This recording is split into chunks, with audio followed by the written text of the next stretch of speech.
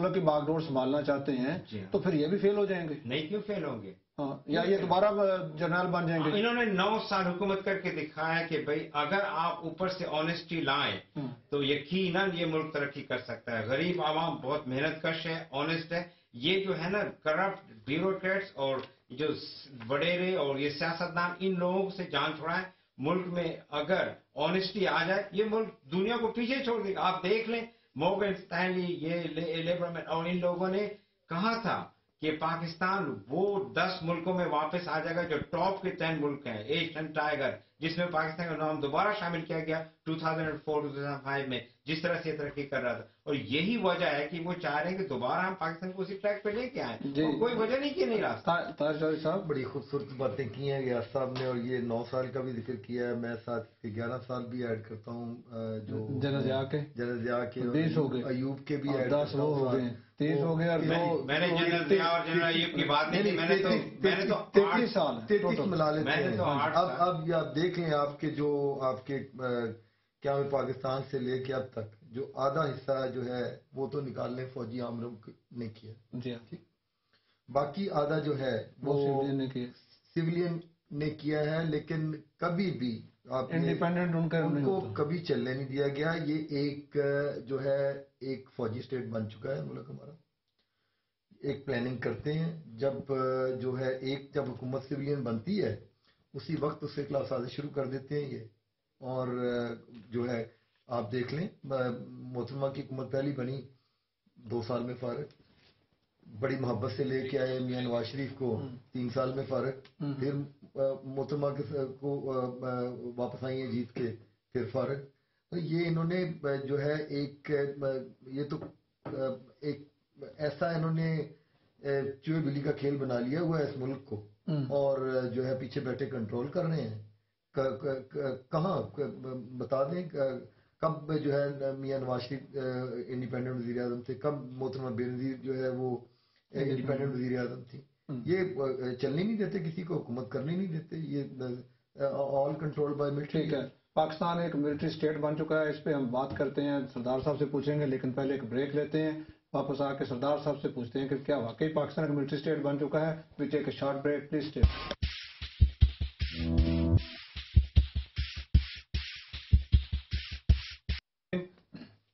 سردار صاحب سے پوچھیں گے کہ کیا پاکستان واقعی ایک ملٹری اسٹیٹ بن چکا ہے؟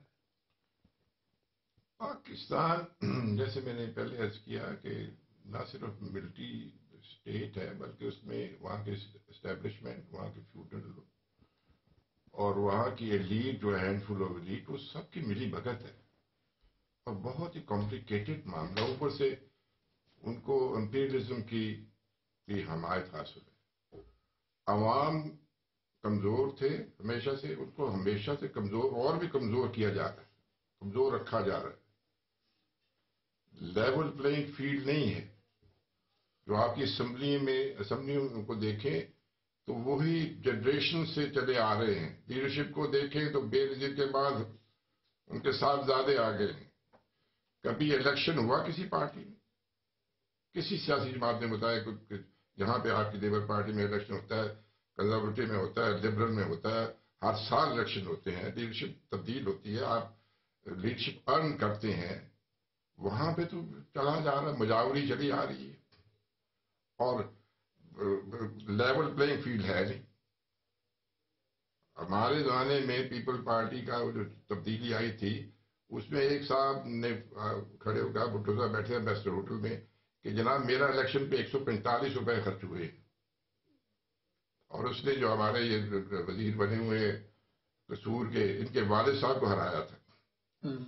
یعنی وہ ایک عوامی یعنی اس میں تھا رستہ. لیکن انفارچونیٹلی اس کا بھی انجام کیا ہوا کہ پاور تو جنریٹ کی غریب عوام نے، اور بھٹو صاحب خیر سے انہوں نے شیئر پھر اپنے خواص کے ساتھ کی. نواب بہلپور گورنر صاحب آ گئے، جوڑنا گڑھ کے نواب آ گئے، کلات کے نواب آ گئے. تو بٹریل تو ہوا مائی ڈیئر سر، ہمیشہ بٹریل ہوا. 77 میں سارے فیوڈلز کو فیوڈل آ گئے تھے اور ساری ایجنسیوں کہنے پہ ٹکٹ ملے تھے. ٹھیک بات. تو یہ میں عرض کرتا ہوں کہ یہ ایک بٹریل، ایک آپ پن پوائنٹ کا سارا، آپ یہ ساری تاریخ بٹریل کی ہے. ایک ہمارا کوئی ڈکٹیٹر ایسا نہیں آیا جس نے کہا ہوگا بھی ایک طبقہ ہے چھوٹا سا ہینڈ فل جس کے پاس ساری پیداواری جو ہے چیزیں اس کے پاس ہے. اس کے مقابلے جو بیچارے ہیں ان بھوکے ننگے جن کو روٹی بھی میسر نہیں چھینی ہوئی ہے انہوں نے, اور وہ ان کا مقابلہ کیسے کریں گے؟ وہ بھی ایوب خان بھی انہی کے ساتھ جو لیڈ کے ساتھ ہی ملے, یحییٰ خان بھی, اور ضیاء الحق نے تو انتہا کرتی تھی.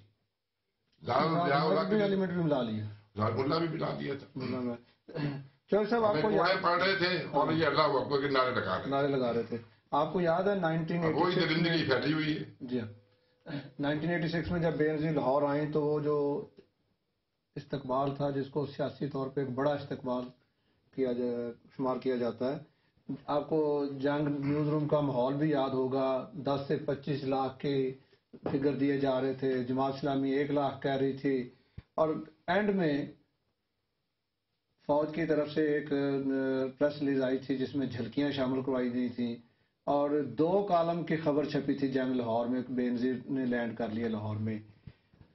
آپ کیا سمجھتے ہیں اب اتنا عرصہ گزرنے کے بعد کیا پاکستان کی صحافت ان پریشروں سے آزاد ہو چکی ہے کہ ابھی تک بھی ان کے زیر سایہ کام کرتی ہے؟ میں جو ہے مجھے کہہ لیجئے کہ ایک اعزاز حاصل ہے. اس محترمہ کا جو استقبال تھا اس میں شامل تھا. میں نے اس وقت یہ 86 کی بات ہے, اور کال لینا چاہتے ہیں آپ؟ جی کالر. جی ہلو. جی فرمائیے کون صاحب؟ جی السلام علیکم. وعلیکم السلام. جی میں ندیم بول رہا ہوں اپنا برمنگھم سے. جی ندیم صاحب فرمائیے. میں نے آپ کا پروگرام دیکھ رہا ہوں اور مجھے اچھا لگ رہا ہے کہ آپ نے کافی اچھے لوگ اکٹھے کیے ہوئے ہیں, اور آپ وہ چیزیں ڈسکس کر رہے ہیں جو کہ بڑی ضروری ہیں, اور ان کے بارے میں جو سچ ہے وہ پہنچنا چاہیے وہاں تک. لیکن پہلے تو یہ بات نہیں سمجھ آتی کہ جو یہ بلیم ہم ایک دوسرے کو کر رہے ہیں کہ فلاں وجہ یہ ہوئی اور فلاں وجہ یہ ہوئی, اور جب یہ قتل ہوئے اور انہوں نے اپنی ذمہ داری پوری نہیں کی, اور جب ضیاء قتل ہوئے یا مطلب جو بھی کریش ہوا اور وہ اس کی ذمہ داری کس پہ, آپ بتائیے ذمہ داری کس کی ہوتی ہے؟ نہیں, ذمہ داری دیکھیں سب سے پہلے تو بات یہ ہے کہ کیونکہ آپ بیٹھے ہوئے ہیں جہاں پہ بہت ساری آپ ریپرزینٹ کر رہے ہیں پوری ایک قسم کی نیشن کو, تو آپ کے جو گیسٹ ہیں وہ بھی, تو بیسیکلی تو یہ آپ بتائیں ہمیں کہ ریزن جو ہے کیا ہمیں بلیم کرنا چاہیے یا کچھ آگے سوچنا چاہیے کہ ہم ہر چیز پیچھے سوچتے رہیں گے جی 60 سال پہلے کیا ہوا, 100 سال پہلے کیا ہوا, 25 سال